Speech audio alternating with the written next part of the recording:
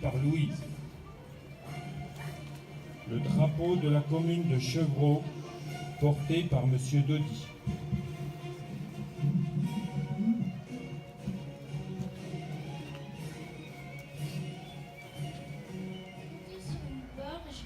Où m'a dit que j'avais appelé la Bastille m'attend.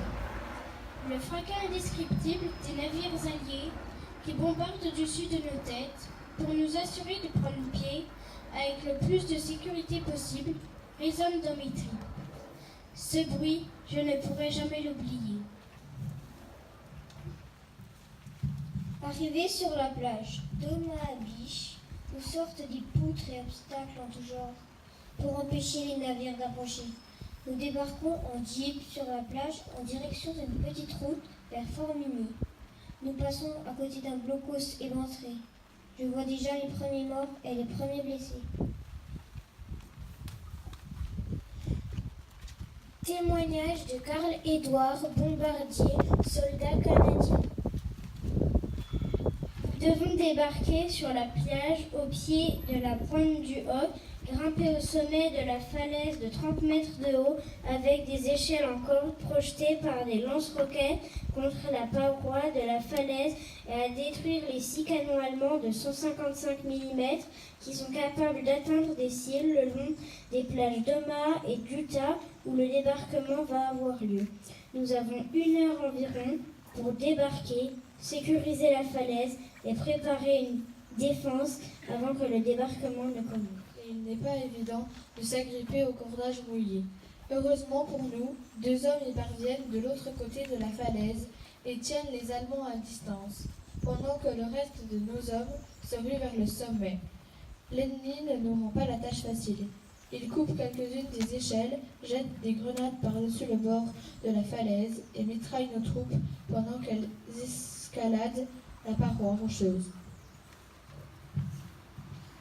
L'artillerie lourde de l'US Navy a fait du bon travail, réduisant la puissance de feu ennemie avant notre débarquement et les trous d'obus en haut de la pointe du Hoc sont tellement gros qu'ils me rappellent les cratères de la Lune. Nous utilisons ces trous pour nous mettre à couvert. À la fin de la journée, sur les 225 rangées qui ont touché le sable de la plage, il n'y en a plus que 80 en état de combat. Caporal français. Nous avons passé une nuit très dure entassée dans les 3 cales avec tout le matériel. Le temps était gris. À perte de vue, la mer était couverte de bateaux. Au loin, dans la brume, la côte française. Les coups sourds du bombardement de la RAF, sur la gauche des flammes rouges cerises et de la fumée. Sans doute des lance-flammes. Des obus de la défense allemande coulèrent quelques barges. C'est l'heure H-20 environ. Je ne sais pas comment se sont passées les dernières minutes. Les barges ont touché le sol et les 2 coupées ont été poussées. 4 matelots sont blessés sur le pont. Des balles de mitrailleuses sifflent de tous côtés venant de la gauche. Il est 7h50. Je vois encore les 3 piliers en faisceau enfoncés dans le sable avec une mine accrochée dessus qui ont effleuré la barge. Reste des défenses allemandes. Après 25 ou 30 mètres dans l'eau jusqu'à la ceinture, il nous fallait traverser le plus vite possible le sable et les flaques d'eau pour atteindre le sable sec. Toute cette partie était balayée par un feu de mitrailleuse venant de gauche. Certains des hommes qu'on aperçoit couchés se sont jetés à terre par un réflexe parce qu'une barre les a effleurés. D'autres sont déjà blessés ou morts. Pour moi, aussitôt touché le sol, je me suis mis en marche le plus vite possible avec de l'eau jusqu'à la ceinture, mais je ne me souviens pas d'avoir eu l'impression d'être mouillé.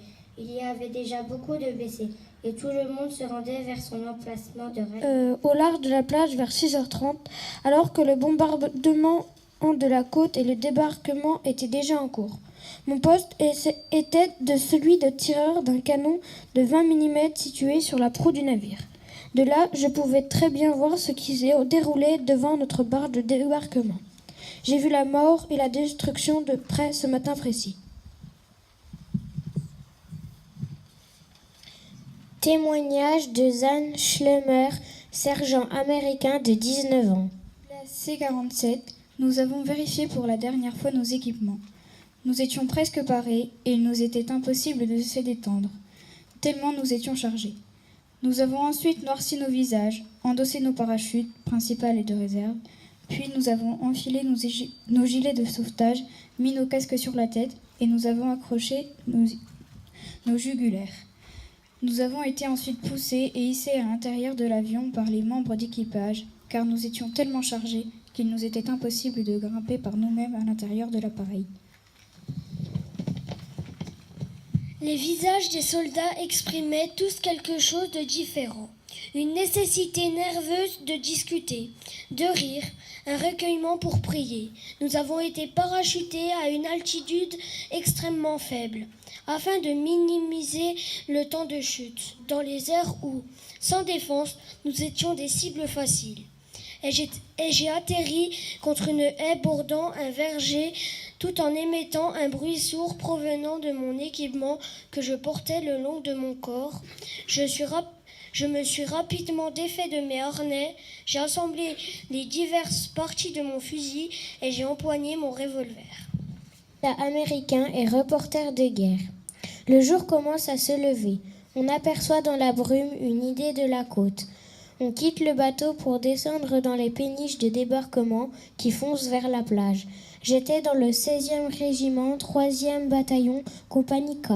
Notre zone est à Styred, la mer est agitée, des soldats dégueulent, nous sommes dans la 3e vague d'assaut. Plus on se rapproche de la terre, moins on y voit quelque chose. Fumée, brouillard, explosion, tir de 155 des batteries côtières. L'enfer, mais ce n'est que le début. À 6h30, on atteint la terre. Partout, c'est une vision dantesque. La mer est rouge de sang, elle charrie des morceaux de cadavres disloqués. Avec mon sergent, on réussit à atteindre une bande de sable et on ne trouve aucun trou de bombe pour s'abriter. C'est là que tout a commencé à foirer. L'aviation avait raté la plage et bombardée par l'intérieur des terres. On n'a rien pour se protéger, sinon les corps des soldats morts.